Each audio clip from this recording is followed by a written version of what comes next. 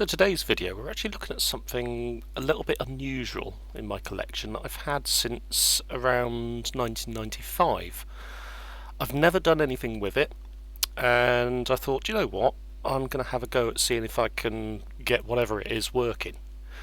So we'll come on to the actual device in a minute, but this is what it looks like.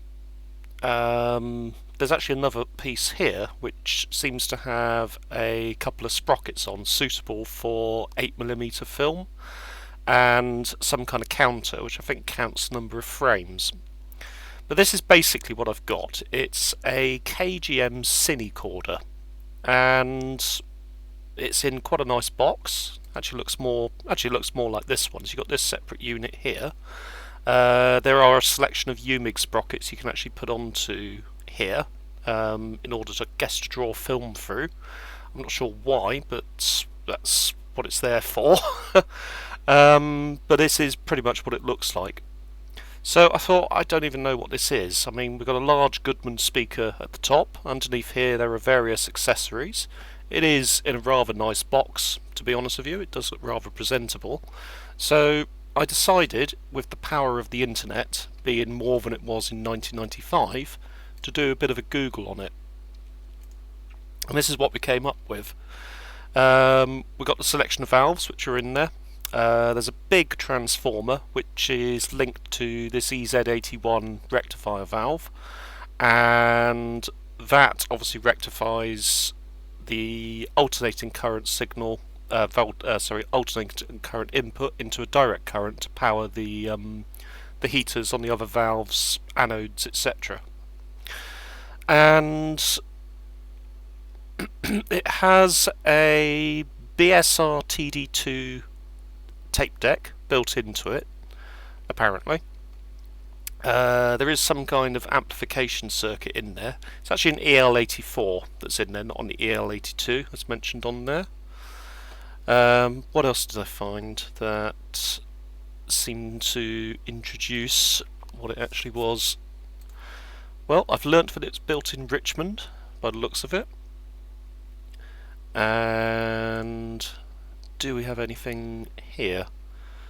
There's a little article here which seems to cover a certain amount of information.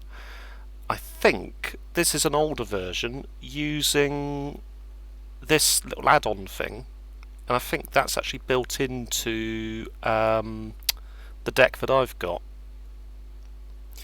It's an interesting looking deck, let's put it that way. I'm not sure if I can do anything with it. I'm not sure if it can just be used as a standard reel-to-reel, but there are quite a few interesting little bits and pieces about it. So I think what we'll do is we'll start to take a look at it. And here it is in all its glory.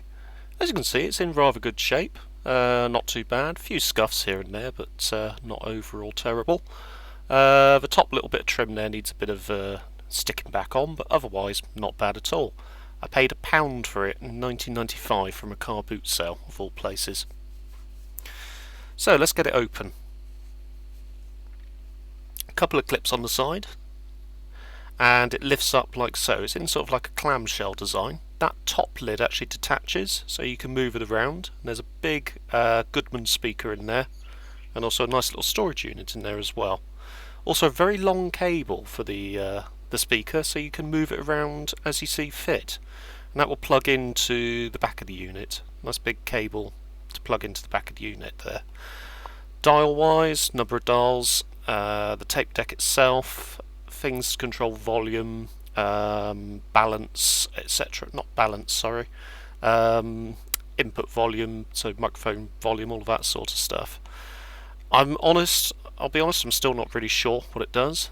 Bit of paper there that gives you a bit of information about how to get a certain amount of speed or something. I can't remember. But yeah, it's an unusual unit. Very odd indeed. Once you put down the little top flap, in this particular one, there's this really nice little box filled with a couple of spare valves, so a spare EL84, spare EZ81 I think, and a number of Cinecorder sprocket attachments which allow it to attach to standard 8mm film. Getting the whole unit out isn't difficult. This gives us a view inside of it.